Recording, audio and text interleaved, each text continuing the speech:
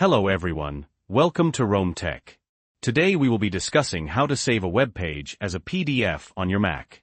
Have you ever wanted to keep a copy of an article, a recipe, or maybe just a page layout for inspiration, but needed it offline? Saving it as a PDF is the perfect solution. In this video, we'll show you a super easy step-by-step guide on how to do just that. No fancy software or complicated steps needed. We'll cover the basics using the built-in tools on your Mac, and even touch on a few extra tips and tricks to make sure your PDFs look exactly how you want them. Before we dive in, if you find this video helpful, please give it a thumbs up and subscribe to the Rome Tech channel. We release new tech tips and tutorials every week, so you won't want to miss out. Now, let's get started. Transition to screen recording of a Mac desktop with a browser open. Okay, so the first method is the simplest and most common. Let's say you're on a website. In this case, we're using our very own Rome Tech website as an example. Narrator gestures towards the browser window. To save this page as a PDF, go to the File menu at the top of your screen. Mouse cursor clicks on the File menu.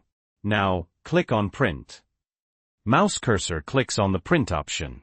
A print dialog box will pop up. Don't panic, we're not actually printing anything. Narrator points out the PDF drop-down menu, often located at the bottom left of the print dialog box. Look for the PDF drop-down menu.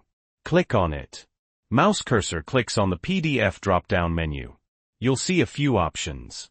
Choose Save as PDF. Mouse cursor clicks on the Save as PDF option. A Save dialog box will appear. Here you can choose where you want to save the PDF, give it a name, add tags, and even set security options. Narrator quickly explains the options in the Save dialog box. Give your file a descriptive name, choose a location you'll remember, maybe your Documents folder or a dedicated PDFs folder. Narrator suggests adding tags, if desired. Tags can be really helpful for organization later on. Narrator mentions security options. You can even add a password to protect your PDF, if you want. Once you've set everything up, click Save. Mouse cursor click on the Save button. And that's it. You've successfully saved the web page as a PDF. Let's go find it and open it up to make sure it looks right. Narrator navigates to the saved PDF and opens it in preview. See? The entire web page, preserved in PDF format. Pretty neat, ou? Narrator explains a slightly more advanced option using the Export to PDF function within some browsers. Now, some browsers like Safari actually have an Export to PDF option directly in the File menu, which can be even quicker. Let's check that out. Navigate to a different website in Safari, if available, or just describe the option if not. Mouse cursor click on the File menu in Safari. See? Right here, Export à PDF.